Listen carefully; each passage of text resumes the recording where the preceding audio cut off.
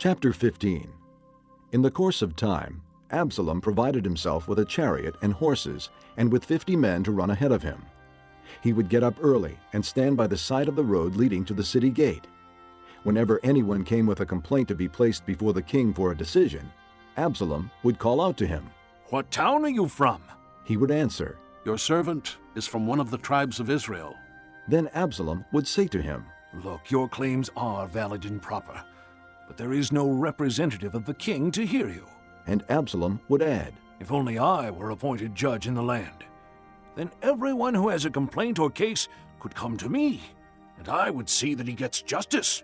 Also, whenever anyone approached him to bow down before him, Absalom would reach out his hand, take hold of him, and kiss him. Absalom behaved in this way toward all the Israelites who came to the king, asking for justice, and so he stole the hearts of the men of Israel. At the end of 4 years, Absalom said to the king, "Let me go to Hebron and fulfill a vow I made to the Lord. While your servant was living at Geshur in Aram, I made this vow. If the Lord takes me back to Jerusalem, I will worship the Lord in Hebron." The king said to him, Go in peace. So he went to Hebron. Then Absalom sent secret messengers throughout the tribes of Israel to say, As soon as you hear the sound of the trumpets, then say, Absalom is king in Hebron. 200 men from Jerusalem had accompanied Absalom. They had been invited as guests and went quite innocently, knowing nothing about the matter. While Absalom was offering sacrifices, he also sent for Ahithophel the Gilonite, David's counselor, to come from Gilo, his hometown. And so the conspiracy gained strength, and Absalom's following kept on increasing. A messenger came and told David. The hearts of the men of Israel are with Absalom. Then David said to all his officials who were with him in Jerusalem, Come, we must flee, or none of us will escape from Absalom. We must leave immediately, or he will move quickly to overtake us and bring ruin upon us and put the city to the sword. The king's officials answered him. "Your servants are ready to do whatever our lord the king chooses." The king set out, with his entire household following him.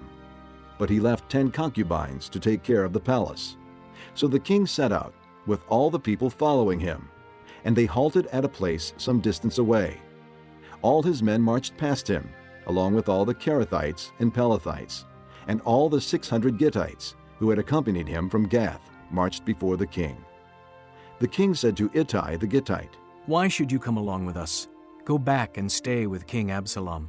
You are a foreigner and exile from your homeland. You came only yesterday, and today shall I make you wander about with us when I do not know where I am going? Go back and take your countrymen. May kindness and faithfulness be with you. But Ittai replied to the king, As surely as the Lord lives, and as my lord the king lives, wherever my lord the king may be, whether it means life or death, there will your servant be.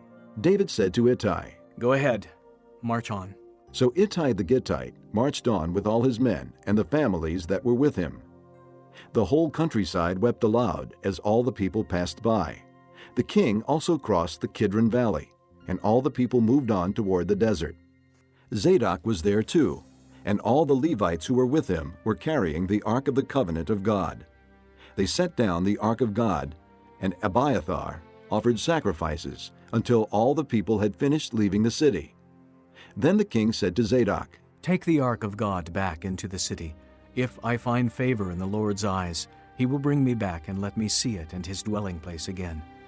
But if he says, I am not pleased with you, then I am ready. Let him do to me whatever seems good to him. The king also said to Zadok the priest, Aren't you a seer?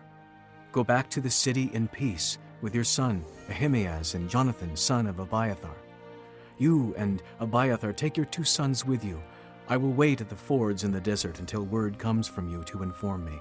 So Zadok and Abiathar took the Ark of God back to Jerusalem and stayed there. But David continued up the Mount of Olives, weeping as he went. His head was covered, and he was barefoot. All the people with him covered their heads too, and were weeping as they went up. Now David had been told, Ahithophel is among the conspirators with Absalom. So David prayed. O Lord, turn Ahithophel's counsel into foolishness. When David arrived at the summit, where people used to worship God, Hushai the Archite was there to meet him, his robe torn and dust on his head. David said to him, "If you go with me, you will be a burden to me. But if you return to the city and say to Absalom, 'I will be your servant, O king. I was your father's servant in the past, but now I will be your servant,' then you can help me by frustrating Ahithophel's advice. Won't the priests Zadok and Abiathar be there with you? Tell them anything you hear in the king's palace. Their 2 sons, Ahimaaz, son of Zadok, and Jonathan, son of Abiathar, are there with them. Send them to me with anything you hear." So David's friend Hushai arrived at Jerusalem as Absalom was entering the city.